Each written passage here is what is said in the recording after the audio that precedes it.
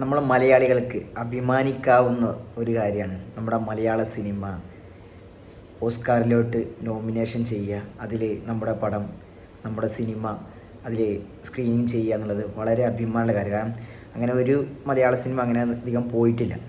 അപ്പോൾ ആ ഒരു ഗണത്തിലോട്ട് നമ്മുടെ മമ്മൂക്കയുടെ ഭ്രമയുഗം എന്ന സിനിമ, ഏറ്റവും കൂടുതൽ ചർച്ച ചെയ്ത സിനിമ, അതും ബ്ലാക്ക് ആൻഡ് വൈറ്റ് സിനിമ, ഒരു എന്താ പറയുക, ഒരു മാസോ അങ്ങനെയുള്ള ഒന്നുമില്ലാത്തൊരു സിനിമ നമ്മുടെ മലയാളത്തിൽ വമ്പൻ ഹിറ്റായി.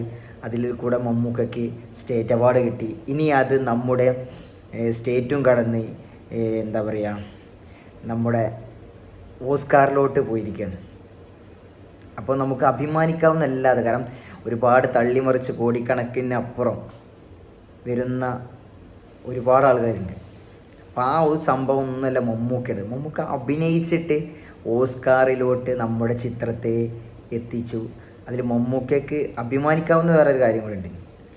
വേറൊരു സിനിമയും മലയാള സിനിമയും ചെല്ലാത്തിടത്താണ് ഭ്രമയുഗം എന്നൊരു ബ്ലാക്ക് ആൻഡ് വൈറ്റ് ചിത്രം അങ്ങോട്ട് എത്തിച്ചത്. അതും ഈ വരുന്ന ഫെബ്രുവരി 12 അതിൻ്റെ സ്ക്രീനിങ് നടക്കുന്നത്. നമ്മുടെ മമ്മൂക്കയ്ക്കും അതിൻ്റെ സംവിധായകനായ രാഹുൽ സദാശിവനും അതിൻ്റെ പ്രത്യേക ക്ഷണമുണ്ട്. ഇത് നമുക്കൊക്കെ അഭിമാനിക്കാവുന്ന കാര്യം. കാരണം ആ സിനിമയ്ക്ക് ഇത് എന്തായാലും അർഹിക്കുന്ന കാര്യമാണ്. കാരണം നമ്മളിത് വലിയൊരു സംഭവമായിട്ട് കാണാനൊന്നുമില്ല. കാരണം ആ സിനിമ അത് അർഹിക്കുന്നതാണ്. കാരണം അങ്ങനെ ഒരു രീതിയിലാണ്. കാരണം അതിൻ്റെ വെറും 4-5 ക്യാരക്ടർ വെച്ചിട്ട് അങ്ങനെ ഒരു വമ്പൻ സിനിമ, അതായത് ഞാൻ പറയുന്നത് ഒരു വലിയൊരു മാസ് പടം അല്ലെങ്കിൽ കോമഡി പടം ഒന്നുമില്ല. ആ ഒരു ക്യാരക്ടർ, ചാത്തൻ എന്ന ക്യാരക്ടർ വെച്ചിട്ട് ഒരു എന്താ പറയുക, ഒരു ബംഗ്ലാവിൽ നടക്കുന്ന ഒരു കഥ, അത് മമ്മൂക്കയുടെ പല രീതിയിലുള്ള ഭാവവ്യതിയാനങ്ങളിലൂടെ കടന്നു പോകുന്നൊരു കഥാപാത്രം. അത് മമ്മൂക്കല്ലാതെ വേറെ ആർക്കും അത്രത്തോളം അനായാസമായി ചെയ്യാൻ കഴിയില്ല എന്ന് എല്ലാവർക്കും ഉറപ്പുണ്ട്. പക്ഷെ നമ്മുടെ നാഷണൽ അവാർഡ് കൊടുക്കുന്ന ജൂറിക്ക് മാത്രം എന്താണാവോ അതിനുള്ള ഒരു തിരിച്ചറിയാനുള്ള കഴിവുണ്ടായില്ല. കുഴപ്പമില്ല, നമ്മുടെ സ്റ്റേറ്റ് നമ്മളെ മമ്മൂക്കയെ ആദരിച്ചു, സ്റ്റേറ്റ് അവാർഡ്, അദ്ദേഹം മികച്ച നടനായി. നമ്മുടെ മമ്മൂക്കയും അതിന് സംവിധാനമൊക്കെ ഓസ്കാറിലോട്ട് പോവുകയാണ്. എന്തായാലും അവർക്ക് അത്രത്തോളം കുറച്ചൊക്കെ ബുദ്ധി ഉണ്ടാവും. കാരണം അല്ലെങ്കിൽ ഇങ്ങനെ ഈ ഒരു ചിത്രം അവർ അത്രത്തോളം സിനിമകളിൽ നിന്ന് തിരഞ്ഞെടുത്ത് അവിടെ സ്ക്രീനിങ് ചെയ്യാൻ ഒരിക്കലും നിൽക്കില്ല.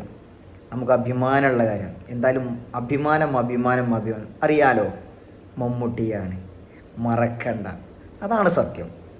പുള്ളി നമ്മളെ ഒരു കാര്യം പറയാനുണ്ട്. പണ്ട് ഷക്കീല പടങ്ങളൊക്കെ മലയാള സിനിമ അടക്കി വാഴുന്ന ടൈമിൽ മലയാള സിനിമ അത്രത്തോളം മോശമായി ചിത്രീകരിച്ചിരുന്നൊരു കാലഘട്ടത്തിൽ മമ്മൂക്കയുടെ ന്യൂഡൽഹിയും നിറക്കൂട്ടൊക്കെ നമ്മുടെ അന്യ സ്റ്റേറ്റിൽ, തമിഴ്നാടും മറ്റുള്ള ആന്ധ്രയിൽ ഇവിടെയൊക്കെ, അതുപോലെ സാമ്രാജ്യമൊക്കെ ഒരുപാട് മറ്റു അന്യഭാഷയിൽ കളിച്ച ഇത് കാരണം എന്താ വെച്ചാൽ നമ്മുടെ മമ്മൂക്കയുടെ സിനിമ, അതും മലയാളത്തിനൊരു പേരുണ്ടാക്കി കൊടുത്ത ഒരു ആളും കൂടിയാണ് മമ്മൂക്ക.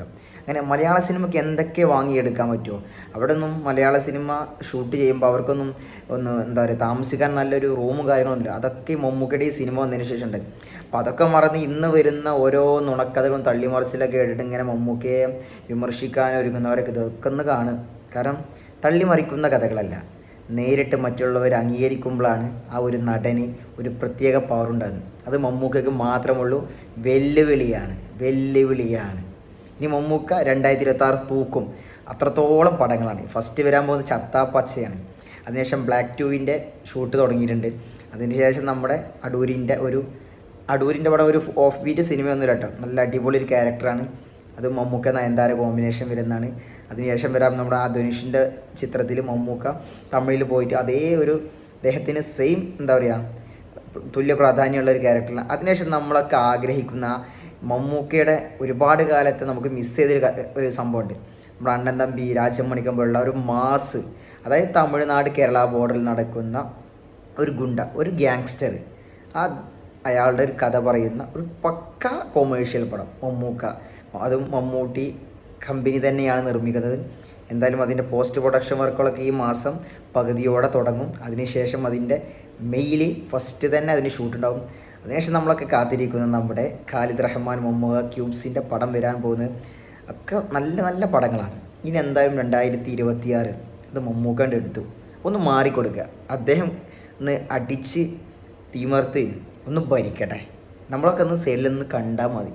പുള്ളി എന്തായാലും അത് അടിച്ച് തൂഫാനാക്കും. ഓക്കെ, വീഡിയോ ഇഷ്ടപ്പെട്ട എല്ലാവരും കയറി ലൈക്ക് ചെയ്തോളി, കമൻറ്റ് ചെയ്തോളി, സപ്പോർട്ട് ചെയ്തോളി. ഇനിയും ഒരുപാട് അപ്ഡേറ്റ്സ് ഉണ്ട്.